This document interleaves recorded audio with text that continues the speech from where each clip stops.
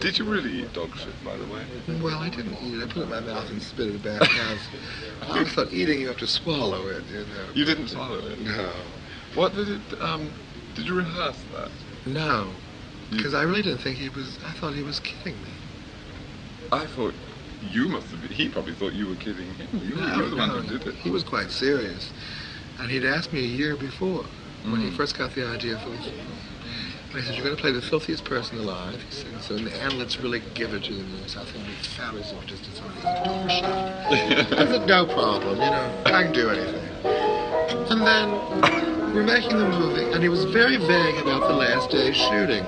And with John, everything is quite scheduled out on a piece of paper, you know, this is the scene, this scene. But the last day, there was nothing written down, you know? And I didn't question. I thought, well, whatever. And the Van, who was doing my makeup, was putting on my lipstick, and I'll never forget, got hysterical to the point where he couldn't do it. He had to sit down in the chair and he'd go, I said, "Van, what is it? What's wrong?" He said, "Well, I don't know why I'm even bothering." You know, he put all this lipstick on. He said, "All you're going to do is eat shit." I said, "Oh, come on, Don, you're kidding. You know, he's not serious." I said, "The dog's going to shit and they're going to give me something fake." Yeah. "Don't take any bets on it." All done in one shot, wasn't it?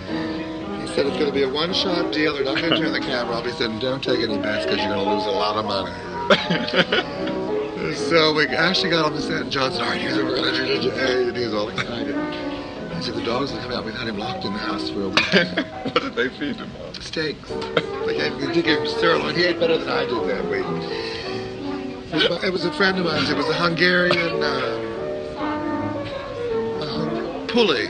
Pretty little sort of grey grizzle colour. Pulley, you call him. I don't know. It's like whiskers. People think it's a poodle, but it's not. It's a Hungarian sheepdog, but it has a different name. Anyway, friends of mine, the dog was very well house trained and wouldn't come in the house, so they did lock the dog in the house for about 3 days. And like I said, did feed him sirloins and things that was in the budget for the movie. And he said, "All right, now the dog's going to come out, and when it squats down, I want you to jump down, pick it up, bite it off, throw the excess away, and give me a big shit-eating grin." I thought, well, he's gone completely bananas, you know. So he said, "Don't even think about it. Start the cameras. We're just doing this." So I didn't really, you know, it really didn't hit me. And then, all of a sudden, we followed the dog around for 3 hours. Well, it's time enough to hit you. And the dog wouldn't go. Really? And, no, but it hadn't hit me yet, because every time the dog would squat down, the cameras and the lights would turn on, the dog would start walking again. So they took the dog in the house and gave him an enema. And when they brought it back out, the dog not only shit, I mean, it shit all over the place, is the only way to describe it. And John said, "Oh, hit it, get it." So I jumped down, because the cameras were going, and I scooped it up, and I threw it in my mouth, and I was like, You gagged right now. and I was like, what am I doing? And he's screaming, "You want to be famous, don't you? You want to be famous?" I thought, He's well, I don't know right. if it's for this, you know, right, though. to be famous for the shit eater, you know. So he said, "One day you're either going to thank me or you're going to hate me for this." You know?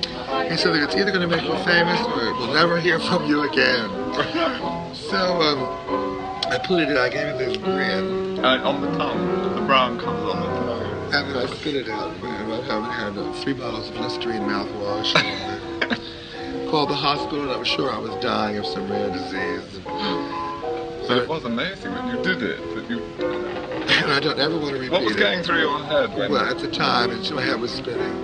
And when I was finished, I was so sorry.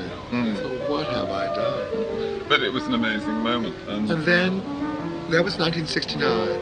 And for 2 years, John showed that movie to every distributor And they wouldn't in touch it. America. Nobody would touch it with gloves. And they said, "There's no audience for this movie."